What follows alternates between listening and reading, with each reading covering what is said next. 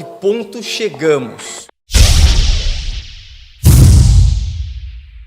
Prisão de Braga Neto, para você, é sinal de alerta de que o próximo é Bolsonaro? Olá, Basília. Olá, doutor Zé Eduardo. Saudações à nossa audiência. Vamos começar por um pouquinho de ficção. Na fábula do George Orwell, A Revolução dos Bichos, os animais de uma granja se revoltam contra a exploração do seu trabalho e, depois da expulsão dos seres humanos, os porcos passam a liderar esses bichos com base em 7 mandamentos, como se fosse a constituição deles.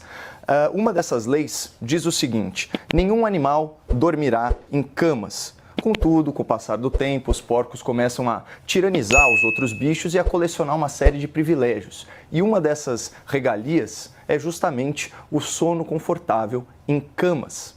Aí alguns animais contrariados cobram uma explicação sobre essa conduta indevida e é o eloquente porco Garganta quem esclarece a nova interpretação a esse mandamento. Ele diz o seguinte: a cama é meramente o lugar em que se dorme. Olhando bem, um monte de palha no estábulo também é uma cama.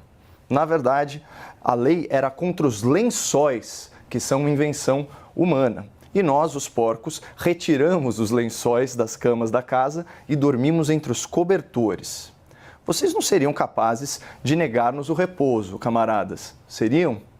Nós precisamos estar descansados para cumprir a nossa missão. Será que alguém quer os humanos de volta? Pergunta o porco.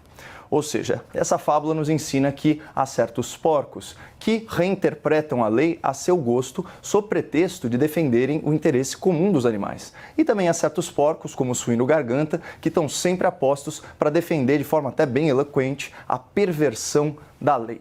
Isso posto, vamos à lei e vamos aos fatos. Código de Processo Penal, artigo 312, parágrafo 2º. A decisão que decretar a prisão preventiva deve ser motivada e fundamentada em receio de perigo e existência concreta de fatos novos ou contemporâneos. Qual seria o fato novo e atual que ensejou a prisão de um general de 4 estrelas com uma biografia repleta de serviços prestados à nação?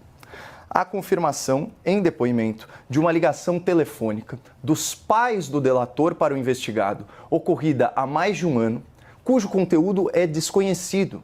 E esses são fatos sobre os quais a Polícia Federal já tinha conhecimento desde fevereiro de 2024.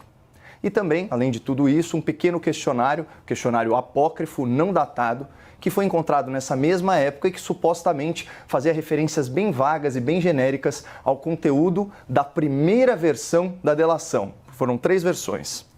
Contudo, a autoridade policial usou toda a sua criatividade, supôs que o conteúdo dessa conversa não foi republicano e classificou toda essa interação como uma tentativa de obstrução de justiça. E aí, a lógica exige certas explicações que o jornalismo preguiçoso esquece de cobrar. Vamos lá.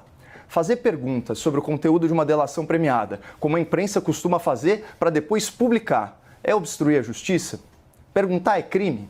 Aliás, como é possível colocar em risco uma investigação que já foi concluída, com direito ao relatório final de 900 páginas? Qual o perigo que a liberdade desse general representa para este processo nesse momento?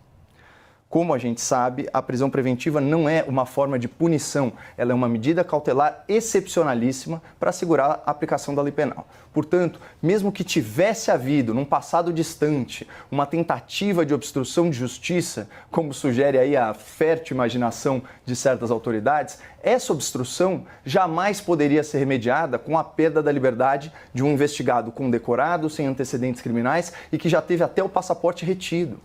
Então, na opinião de muitos críticos e juristas, nós estamos debatendo uma prisão ilegal, decretada por um juiz impedido, ensejada por uma delação forçada, no âmbito de um inquérito inconstitucional sobre um crime inexistente. Afinal de contas, não houve tentativa de golpe, porque isso exigiria, de acordo com o Código Penal, artigo 359, o emprego de violência ou de grave ameaça. E não houve nada do tipo. Portanto, é claro que essa prisão indevida acende um sinal de alerta para o Bolsonaro, porque ela parece confirmar aquelas lições da fábula sobre a tirania dos suínos. Se o Brasil fosse a granja de George Orwell, o Bolsonaro estaria na mira dos porcos.